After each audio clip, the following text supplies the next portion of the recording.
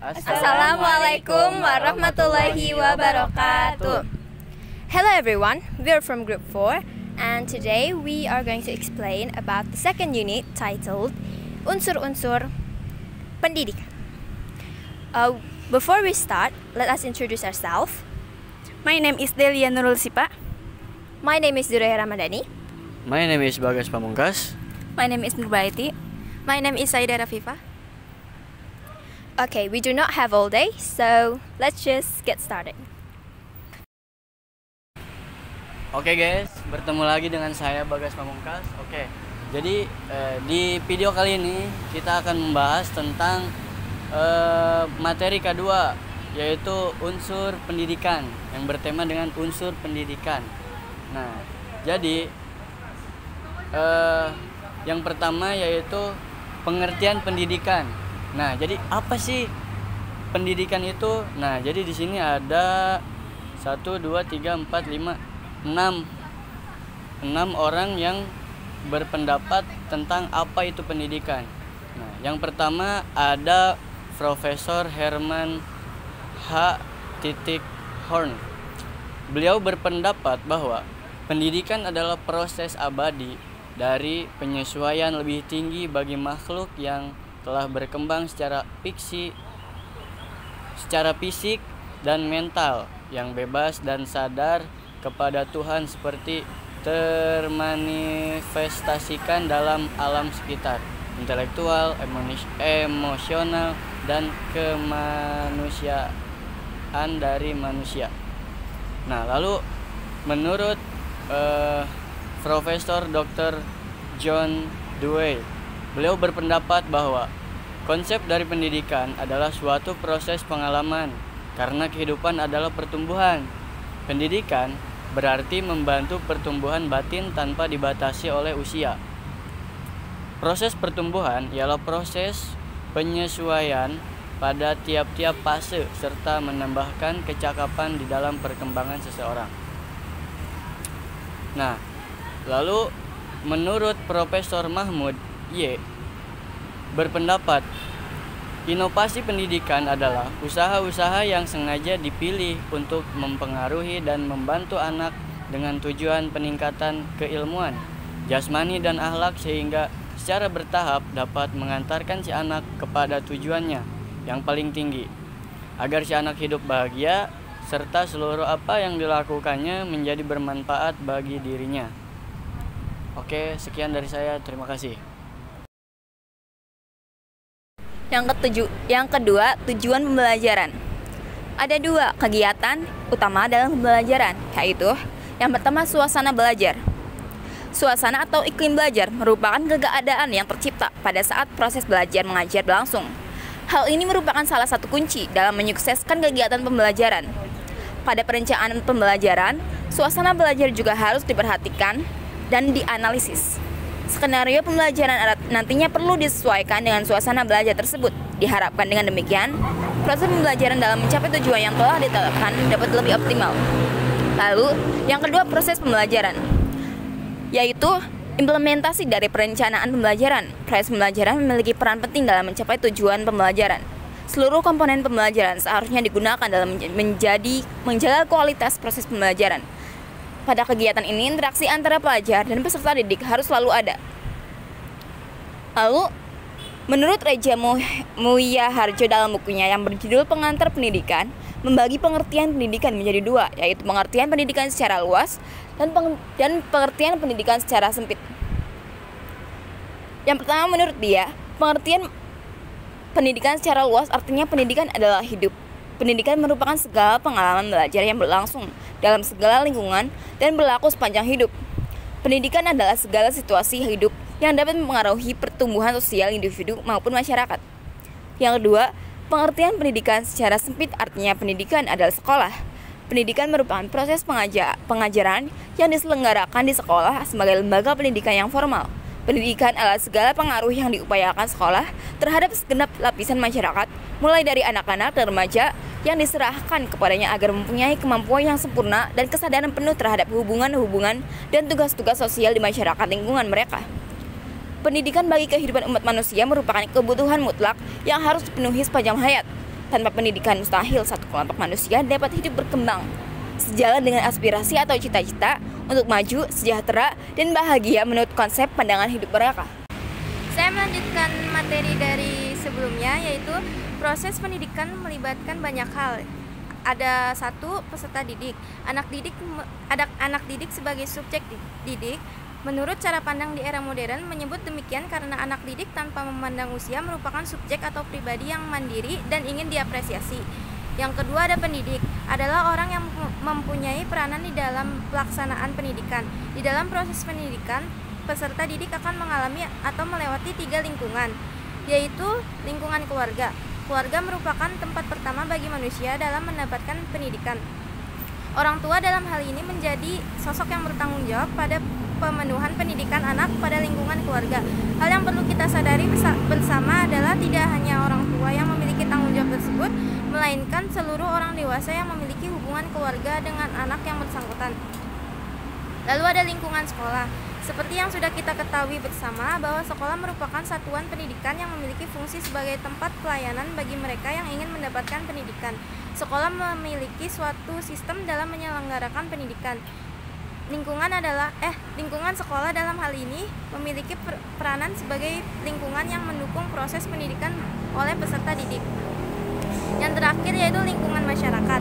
Lingkungan ini lebih kepada lingkungan yang memberikan pendidikan sosial kepada peserta didik. Hal-hal terkait pengalaman yang tidak didapatkan di lingkungan keluarga atau sekolah bisa jadi akan ditemui di lingkungan masyarakat. Oleh karena itu, kita perlu sama-sama disadari bahwa kita sebagai warga masyarakat memiliki tanggung jawab untuk ikut mengawasi dan memberikan pendidikan terbaik bagi para peserta didik. Menelaah dari penjelasan tersebut, maka dapat kita pahami bahwa orang tua dan guru mempunyai tanggung jawab penuh terhadap proses pendidikan. Selain pemimpin suatu program pembelajaran, pelatihan, dan masyarakat atau organisasi memiliki tanggung jawab untuk mengawasi serta memberikan pendidikan yang terbaik bagi peserta didik. Yang ketiga, ada interaksi edukatif, adalah komunikasi antara peserta didik dengan pendidik yang mengarah kepada suatu tujuan pendidikan. Salah satu tujuan pendidikan adalah agar tercapai secara optimal. Untuk itu, harus ditempuh melalui proses komunikatif yang intensif dengan cara memanipulasikan isi atau kandungan, cara-cara yang dipakai, serta alat-alat pendidikan. Yang keempat, ada arah tujuan pendidikan. Arah tujuan pendidikan bersifat abstrak karena hanya memuat nilai-nilai yang sifatnya tidak nyata atau abstrak. Selanjutnya, tujuan pendidikan merupakan langkah yang nyata dan ditunjukkan kepada anak didik melalui suatu kondisi, lokasi, waktu, serta alat atau media tertentu. Lalu C, materi pendidikan. Proses pendidikan yang dilakukan di sekolah atau pendidikan formal, suatu materi pembelajaran yang telah dituangkan dalam kurikulum sebagai sarana untuk mencapai tujuan akhir daripada pendidikan. Materi atau bahan ajar terdiri dari muatan lokal, juga muatan yang bersifat nasional, berisi tentang sasaran untuk pengendalian dalam rangka menjaga persatuan dan kesatuan bangsa. D, ada alat atau metode yang digunakan dalam proses pembimbingan. Alat atau metode dalam proses pendidikan seperti dua sisi mata uang yang tidak dapat dipisahkan. Alat pendidikan dalam proses pelaksanaannya dapat dilihat dari jenisnya. Kemudian metode pendidikan dalam prosesnya dapat dilihat dari tingkat efisien dan efektivitasnya.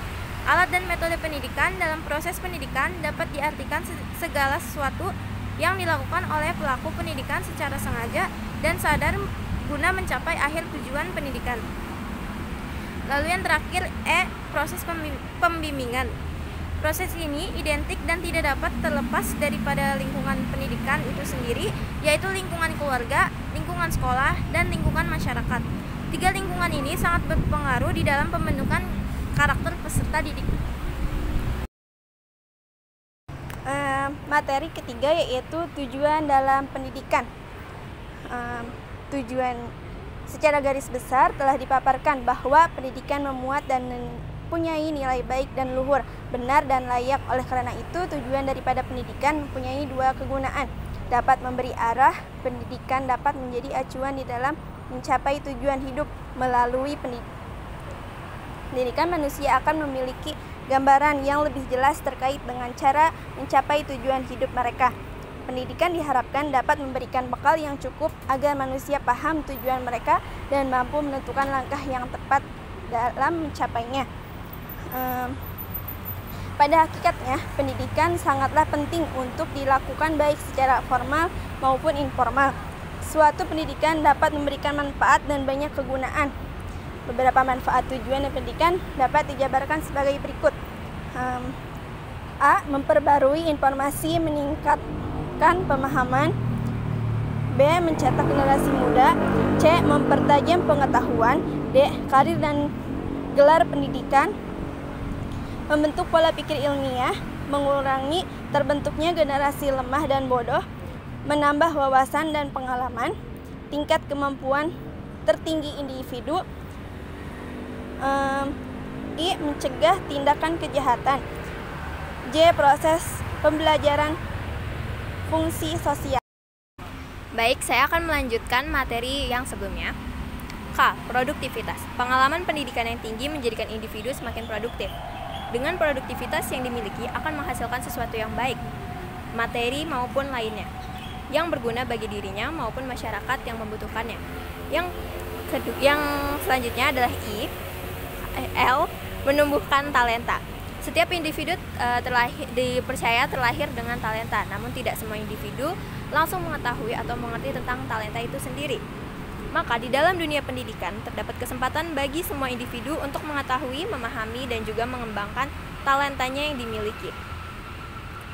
Selanjutnya M. Pembentukan ciri bangsa. Manfaat pendidikan selanjutnya adalah untuk membentuk karakter atau ciri khusus suatu bangsa yang bermartabat dan juga bermoral. Hal itu tentu saja akan sangat berpengaruh terhadap kemajuan dari negara itu sendiri. N. Merubah pola pikir. Cara berpikir dan analisa yang dilakukan oleh seseorang akan meningkat dan menjadi lebih baik. O. Ekonomi meningkat. Pengalaman dan tingkat pendidikan yang tinggi dari seseorang sangat bermanfaat dalam rangka meningkatkan taraf hidup. Meskipun tidak ada jaminan bahwa individu dengan pendidikan tinggi pasti memiliki kesejahteraan yang tinggi juga, namun dengan pendidikan seseorang diharapkan akan memiliki gambaran apa yang dapat mereka kerjakan untuk meningkatkan perekonomiannya. P. Pembentukan pribadi. Manfaat penting lainnya dari pendidikan adalah mampu untuk membentuk kepribadian seseorang. Q. Membentuk kehidupan yang cerdas. Manfaat berikutnya, pendidikan sangat penting untuk mencerdaskan kehidupan bangsa, terutama mereka yang sedang mengenyam pendidikan dasar. Harus melalui proses pendidikan dengan baik dan benar agar terbentuk generasi bangsa yang cerdas. F. Menjamin integrasi sosial. Pendidikan juga dapat meningkatkan integritas sosial. Hal ini berhubungan dengan peningkatan pemahaman mengenai fungsi sosial yang tidak ada dalam masyarakat, sehingga dengan terbentuknya integritas sosial maka terbentuklah pula negara yang sejahtera. S. Inovasi meningkat.